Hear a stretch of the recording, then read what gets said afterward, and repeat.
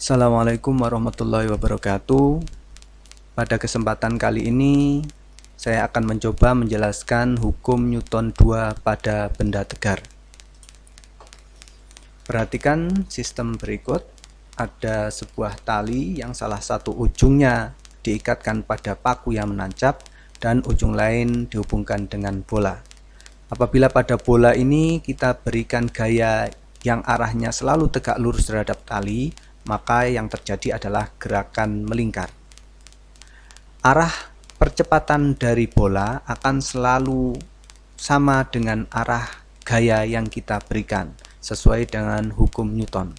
Dan pada kasus ini karena bola terikat pada tali, maka akan timbul gerakan melingkar, dan karena bola bergerak melingkar, maka kita bisa menganalisis sistem ini melalui konsep torsi, karena torsi sendiri merupakan besaran yang menyebabkan benda bergerak melingkar, dan torsi merupakan hasil perkalian antara gaya terhadap lengan gaya.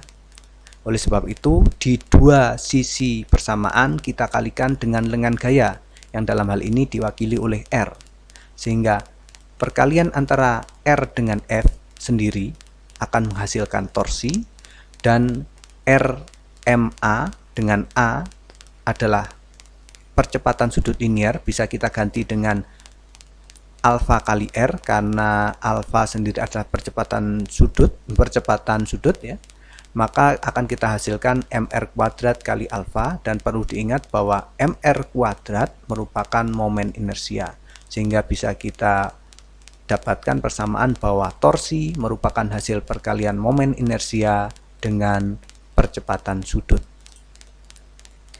Dalam menganalisis benda tegar, maka kita harus menganalisis melalui dua gerakan, yakni gerakan translasi dan gerakan rotasi. Hukum Newton 1 sendiri itu erat kaitannya dengan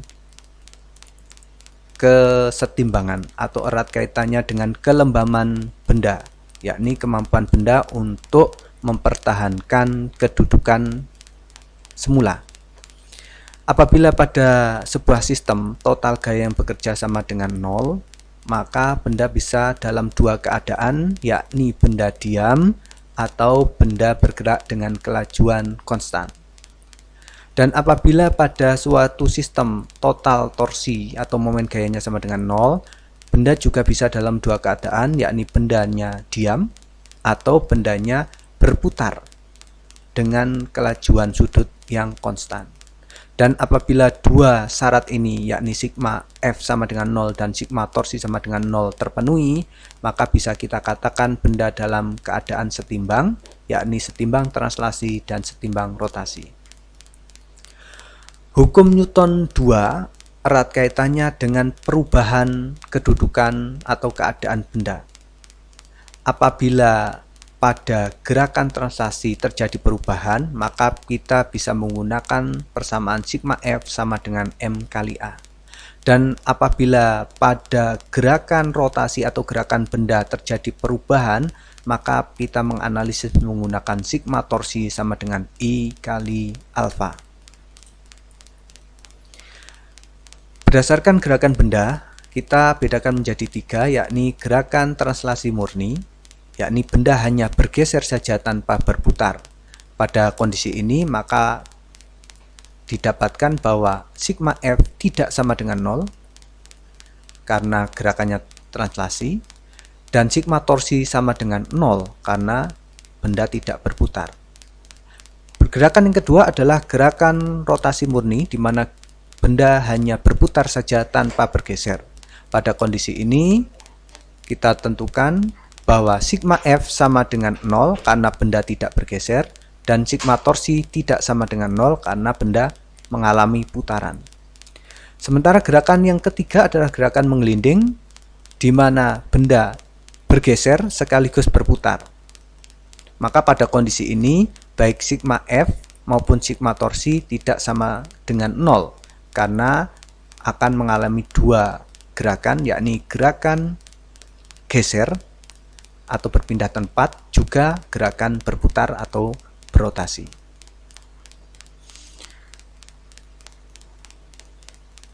Energi kinetik benda untuk benda yang hanya mengalami pergeseran atau mengalami translasi, maka kita gunakan energi kinetik translasi, yakni setengah mv kuadrat.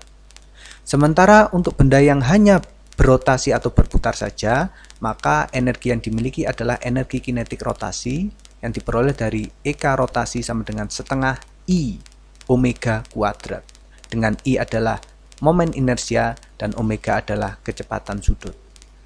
Sementara untuk benda menggelinding seperti yang kita pahami tadi bahwa merupakan perpaduan antara benda yang bergeser dan benda berotasi, maka akan memiliki dua jenis energi kinetik, yakni energi kinetik gabungan dari energi kinetik translasi dan energi kinetik rotasi. Maka nilainya Eka gabungan sama dengan setengah mv kuadrat plus setengah I omega kuadrat. Hubungan gerakan translasi dengan gerakan rotasi. Misal pada gerakan translasi ada pergeseran linier, kita simpulkan dengan S, satuannya adalah meter, maka pada gerakan rotasi juga ada pergeseran sudut, atau kita simpulkan dengan theta, satuannya adalah radian. Hubungannya adalah S sama dengan theta kali R. Kecepatan linier pada gerakan translasi diperoleh dari turunan pergeseran terhadap waktu. Maka pada gerakan rotasi ada juga kecepatan sudut diperoleh dari turunan pergeseran sudut terhadap waktu. Hubungannya adalah V sama dengan omega kali R. Perhatikan bahwa hubungan antara gerakan atau besaran gerakan translasi dengan besaran gerakan rotasi dihubungkan dengan R. R merupakan jari-jari yang merupakan ciri atau karakteristik dari sebuah lingkaran. Penerapan hukum Newton 2 pada sistem antara lain pada sistem katrol 2 beban.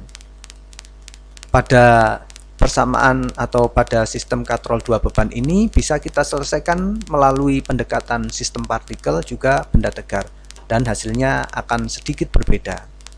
Biasanya untuk pendekatan sistem partikel ada kata-kata kunci, yakni massa katrol diabaikan. Apabila menemui soal dan ada keterangan massa katrol diabaikan, maka kita bisa menyelesaikan soal yang katrol 2 beban ini dengan pendekatan sistem partikel. Tetapi apabila massa katrol disebutkan dan diketahui, maka kita harus menyelesaikan dengan pendekatan benda tegar. Kemudian permasalahan yoyo itu juga terkait dengan konsep hukum Newton 2 pada benda tegar. Kemudian ada meja dan katrol 2 beban seperti pada gambar, juga pada benda menggelinding pada bidang miring.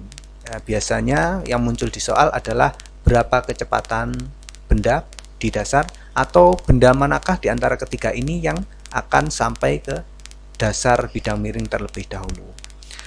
Untuk permasalahan-permasalahan dan contoh penerapan akan kita bahas satu persatu pada video tersendiri. Demikian yang bisa kami sampaikan, semoga bisa membantu Anda dalam mempelajari fisika. Terima kasih. Assalamualaikum warahmatullahi wabarakatuh.